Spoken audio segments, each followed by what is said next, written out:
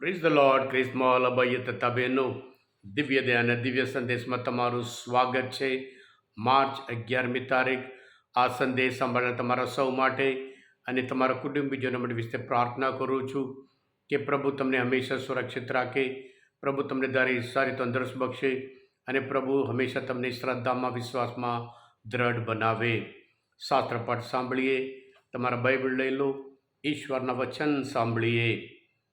માથ્યુનો ગ્રંથ 6 અધ્યાય 7થી 15મી કલમ સુધી. ઈસુએ કહ્યું, તમે પ્રાર્થના કરવા બેસો ત્યારે વિધર્મીઓની પેટે નિરર્થક લપલપાટ કરશો નહીં.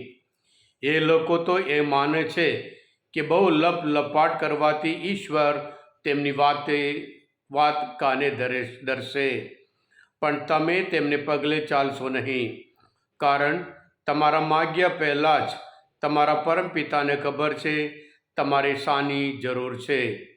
માટે તમારે આમ પ્રાર્થના કરવી: હે અમારા પરમપિતા, તમારા નામનો મહિમા થાવો, તમારું રાજ્ય આવો, જેમ સ્વર્ગમાં તેમ પૃથ્વી ઉપર તમારી ઈચ્છા પૂરી થાવો. આજે અમને અમારો રોજનો રોટલો આપો, અને જેમ અમે અમારા અપરાધોની ક્ષમા આપી છે તેમ તમે અમારા અપરાધોને માફી આપો.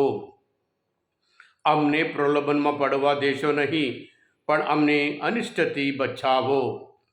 જો તમે બીજાઓના અપરાધ ક્ષમા કરશો તો તમારા પરમપિતા તમારા અપરાધ પણ ક્ષમા કરશે. પણ જો તમે બીજાઓનો અપરાધ ક્ષમા નહીં કરો તો તમારા પરમપિતા તમારા અપરાધ પણ ક્ષમા નહીં કરે. આ પ્રભુની વાણી છે, તે આપણો આધાર છે. ખ્રિસ્મોલ ભાઈ તબેનો, આજનો શુભ સંદેશ આદર્શ પ્રાર્થના. પ્રભુ ઈસુ ઘણી વખત આપણે જોઈએ છે, આખી રાત પ્રાર્થના કર્યા, વહેલી સવારમાં પ્રાર્થના કરવા ગયા. એટલે છેલ્લે એમના શિષ્યોને કે પ્રાર્થના કરતા શીખવાડે છે. કેવી રીતે પ્રાર્થના નહીં કરવી અને કેવી રીતે પ્રાર્થના કરવી, એ પણ બહુ અદ્ભુત રીતે અમૂલ્ય પાઠો આપણને શીખવાડે છે. ખ્રિસ્મોલ ભાઈ તબેનો, હિબ્રુ ભાષામાં શબ્દ માટે એક શબ્દ છે, એ તો ડાવર કહેવાય, ડાવર. પણ સાથે સાથે કાર્ય માટે પણ એ જ શબ્દ વાપરવામાં આવે છે. ઈશ્વરના મોંમાંથી જે શબ્દ આવે એ કાર્ય બને છે, ઘટના બને છે. જ્યારે ઈશ્વરના વચન કોઈ દિવસ પાછા અસર કર્યા વગર, પરિણામ લાવ્યા વગર પાછા આવે નહીં.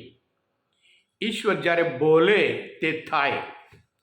પ્રકાશ થાવ, પ્રકાશ થઈ ગયો. લાઝરુસ બહાર આવ, બહાર આવી ગયો.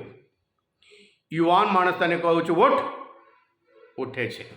એટલે ઈશ્વરના મોંમાં જે આવે એ શબ્દ અને કાર્ય એક જ છે. એટલે આજના શુભ સંદેશ આ અદ્ભુત પાઠ છે. જેવી રીતે આપણે પ્રાર્થના કરીએ એવી રીતે આપણા જીવનમાં પણ એ બતાવવાનું છે. એટલે પ્રાર્થના અને જીવન એક સરખું હોવું જોઈએ. આજના આ અદ્ભુત પ્રાર્થનામાં એ ત્રૈક ઈશ્વર પ્રત્યે પ્રાર્થના છે, અને ત્રણેય કાળ, ભૂતકાળ, વર્તમાન અને ભવિષ્યકાળ, ત્રણેય કાળ પણ ઉલ્લેખ કરવામાં આવે છે. ત્રૈક ઈશ્વર પાસે આપણે પ્રાર્થના કરીએ કે હે અમારા બાપ.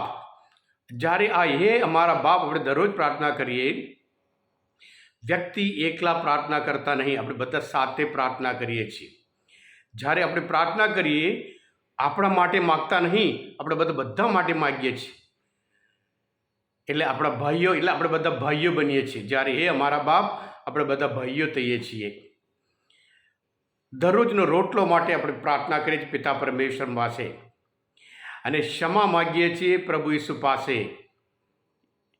અને સાથે સાથે પવિત્ર આત્મા ભવિષ્યમાં સાથે આપણી સાથે રહે, અમને પ્રલોભનમાં પડવા દેશો નહીં, એમ કરીને ભવિષ્ય માટે પ્રાર્થના કરીએ. એટલે વર્તમાન, ભૂતકાળ અને ભવિષ્ય પિતા પરમેશ્વર, પુત્ર પ્રભુ ઈસુ અને સાથે સાથે પવિત્ર આત્મા પાસે આપણે પ્રાર્થના કરીએ છીએ. એટલે આ અદ્ભુત પ્રાર્થના, એટલે પ્રભુ ઈસુએ એ અમે જેમ અમારા અપરાધોને ક્ષમા કરીએ છીએ. ઈશ્વરની ક્ષમા અનકન્ડિશનલ છે. એ ક્ષમા કરે છે. એ તમારો મારો પાપ જોતો જ નહીં.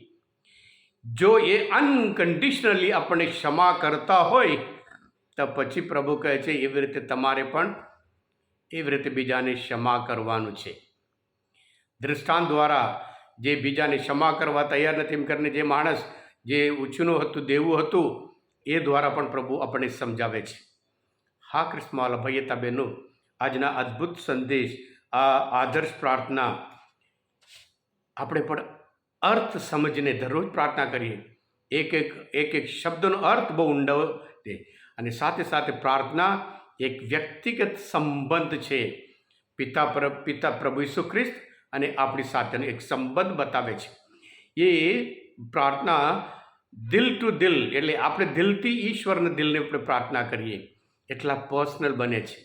માત્ર શબ્દ બોલવાથી નહીં પણ કનેક્ટ થવાનું છે મારા હૃદય પ્રભુ ઈસુના હૃદય સાથે.